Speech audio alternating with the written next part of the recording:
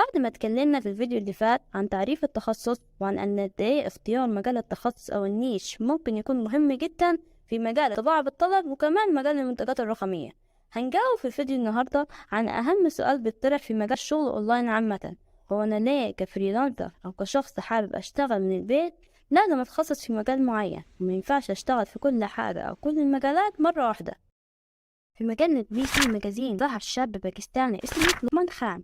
الشاب ده قرر في يوم من الأيام إنه يعمل نيتش خاص بالموقع بتاعه اللي سماه تيم بيستس، والموقع ده كان مختص ببيع مستلزمات الألعاب الإلكترونية وكمان مراجعات ليها. وفي 8 شهور بس الموقع كسب حوالي 80,000 دولار، وكان عند آخر السنة باع بحوالي $500,000. كده يكون الموقع الخاص بالشاب ده محقق أرباح عالية جدا بمجرد اختيار نيتش أو تخصص محدد في خلال سنة واحدة. وزي ما قال بات فيلن استشاري ورجل أعمال، لما زاد عدد الأشخاص الذين تستهدفهم قد تحصل على أرباح أكثر، ولكن قد تقل معها فرص النجاح.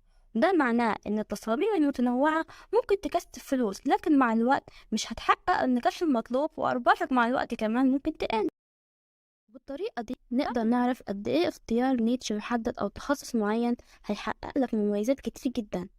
أول ميزة فيهم إنه هيقلل على المنافسة بشكل كبير، لأنه مفيش حد هيقدر يقدم اللي أنت بتعمله حتى لو كان في نفس مجالك، وبالتالي ده اللي هيخليك مميز عن بقية المنافسين.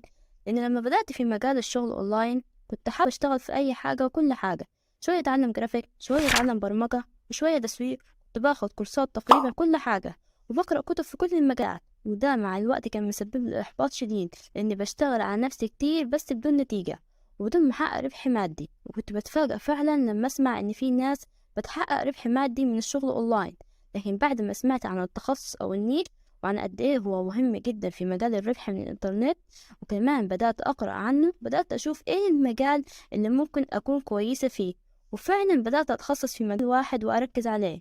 والموضوع فرق جدا معايا وكانت نقطة تحول بالنسبة لي، وبدأت ساعتها انجح واحقق كمان ارباح مادية. تاني ميزة هي إن لما بيبقى ليكم نيتش معين وعايزين تسوقوله كويس، خوارزميات السوشيال ميديا زي الانستجرام واليوتيوب لما تيجوا تنزلوا المحتوى بتاعكم بيفهموا إن ده أكاونت مثلا في مجال الديكور أو السفر، فيبدأوا يطلعوا الأكاونت بتاعكم في الاقتراحات أو الريكومنديشن. يعني لما حد بيعمل فولو لأكاونت بيتكلم عن الديكور أو السفر، اليوتيوب والانستجرام بتقترح الأكاونت بتاعكم لناس مهتمة بالمجال ده، وبكده الحسابات بتاعتكم بتكبر وبتحقق أرباح عالية. وكمان بتساعدكم إن تسوقوا للمنتج بتاعكم بكل احترافية بنفس الطريقة، إنه بيقترح حسابكم للناس مهتمة بيه فعلا. ثالث ميزة إنكم تقدروا تلاقوا أفكار للمحتوى بتاعكم بسهولة، لأنكم لو مش متخصصين في مجال معين هتعانوا من التشتت. تخيلوا معايا كده إنكم مهتمين في مجال زي مجال الديكورات، لما تيجوا تبحثوا أو تعملوا سيرش عنه أو تدوروا على أفكار للمحتوى الخاص بيكم على جوجل أو بنترست، هتلاقوا أفكار بسهولة عن المجال ده، وبكده تكونوا وفرتوا وقت وكمان مجهود كبير. غير لما يكون دماغكم مشغولة بكذا تخصص هيكون صعب جدا تلاقوا أفكار وكمان هتضيعوا وقت على الفاضي. لكن اختيار نيتش واحد في البداية هيساعدنا إن احنا نركز ويكون عندنا أفكار أكتر نقدر نطبقها في النيتش بتاعنا.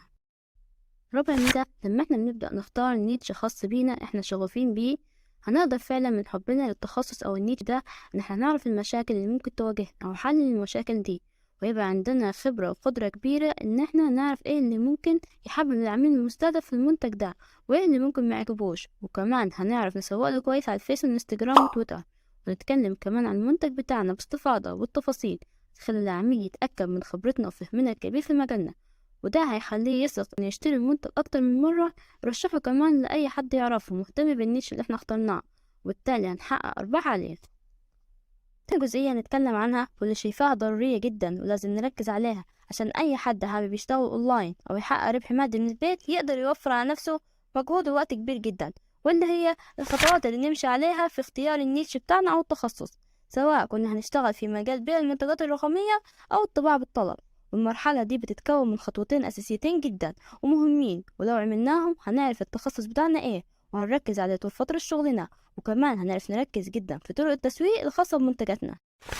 أول خطوة كتابة كل المجالات المهتمين بيها، يعني عشان نعرف مجال التخصص المهتمين بيه هنجيب ورقة وقلم ونبدأ نبحث على اليوتيوب وجوجل عن كل المجالات البي او دي أو المنتجات الرقمية المتاحة معنا، ونكتب مثلا أهم 5 مجالات احنا بنحبها ولا حاسين ان احنا ممكن نكون مهتمين بيها، وتحت كل مجال هنكتب أفكار عنه وإيه الحاجة اللي ممكن تميزنا في المجال ده عن غيره.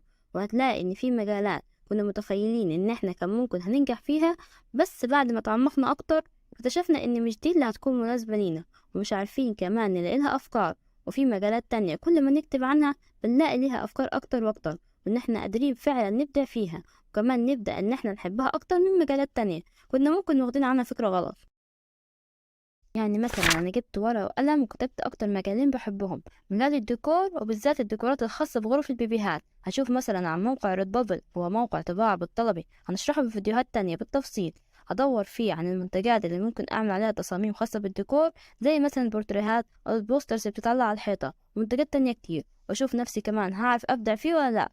ونفس الكلام بالنسبة للمنتجات الرقمية، هكتب المجالات اللي أنا عارفاها واللي بحبها واختار منها مجال أو اتنين، وابدا اعرض منتجاتي على موقع من مواقع بيع المنتجات الرقميه زي موقع اتسي. فمثلا انا بحب اعمل التصاميم الخاصه بعروض الباوربوينت، او بحب اعمل قوالب السي في او السير الذاتيه الجاهزه، او منظمات بلانرز للناس اللي بتحب الجورنالينج والتنظيم.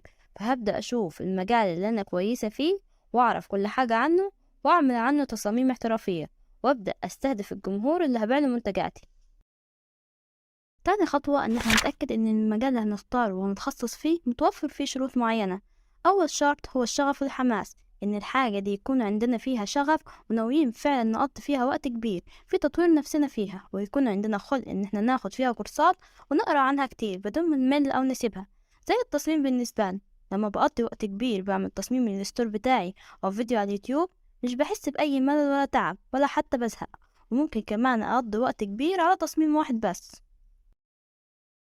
تاني شرط إن احنا مش لازم نستنى توافر الإمكانيات أو الظروف المناسبة عشان نبدأ نشتغل على التخصص اللي احنا اخترناه أو التصميم عموما. ممكن نشتغل بأقل إمكانيات متوفرة عندنا. يعني مثلا لو هتفتح قناة طبخ، ابدأ بالإمكانيات المتوفرة عندك، سواء موبايلك الخاص أو من مطبخ بيتكم، بأدوات بسيطة ووصفات سهلة وسريعة. أو لو هنبدأ في مجال التصميم، مش محتاج في بداياتك إنك تشتري جهاز جديد بأعلى إمكانيات، أو تشتغل على برامج مدفوعة زي الإليستريتور أو الفوتوشوب عشان تبدأ تصمم.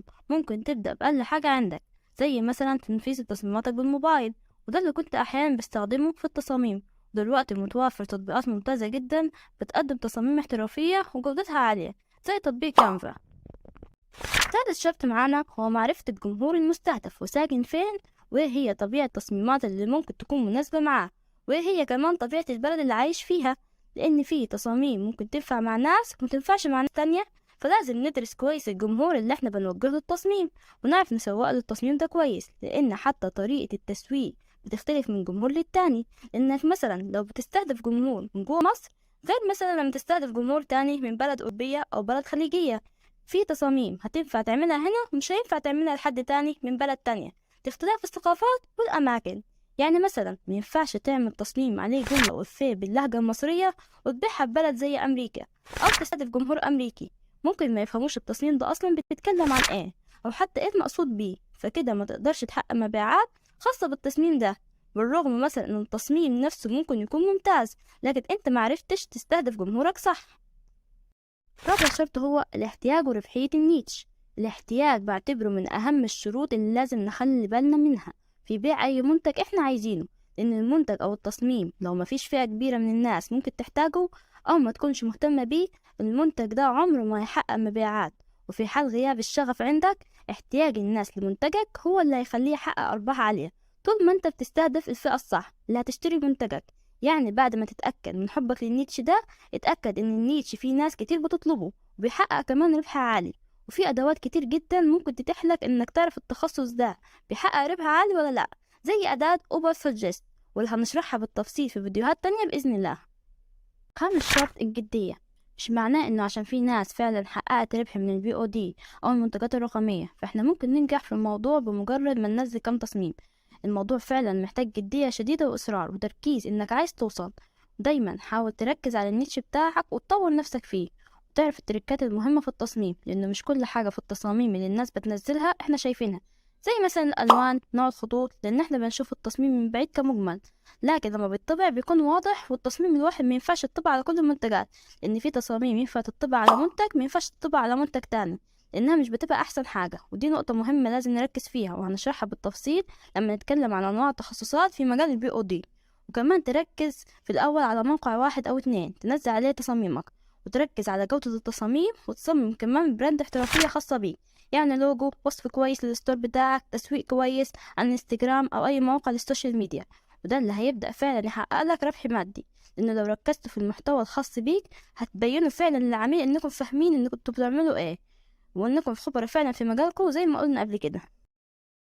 هذا الشرط وده الأهم، الصبر والنفس الطويل. موضوع الشغل أونلاين من البيت أحيانا بيكون غريب ومتعب، لأنه بنبذل مجهود ووقت ومش بنلاقي مقابل في البداية. في الفترة دي عايزاكم تيجوا على نفسكم وتبذلوا مجهود شوية ومتستسلموش، وأول ما توصلوا لأول عملية ربح الدنيا هتبدأ تتغير، وهتتحمسوا إنكم تعملوا تصاميم أكتر. وخلي عندكم إيمان إنكم طول ما انتوا بتسعوا وبتبذلوا مجهود بشكل زي وعندكم صبر عمركم ما هتفشلوا، وهتبدأوا تحققوا ربح فعلي. كده نكون وصلنا لنهاية فيديو النهاردة، وأتمنى تكونوا استفدتوا من محتوى الفيديو. تابعونا في الفيديو اللي جاي، هنتكلم عن أنواع التخصصات المختلفة في مجال الطباعة بالطلب أو الBOD، وكمان المنتجات الرقمية. متنسوش تعملوا سبسكرايب ولايك وتفعلوا زر الجرس عشان يوصلك كل جديد.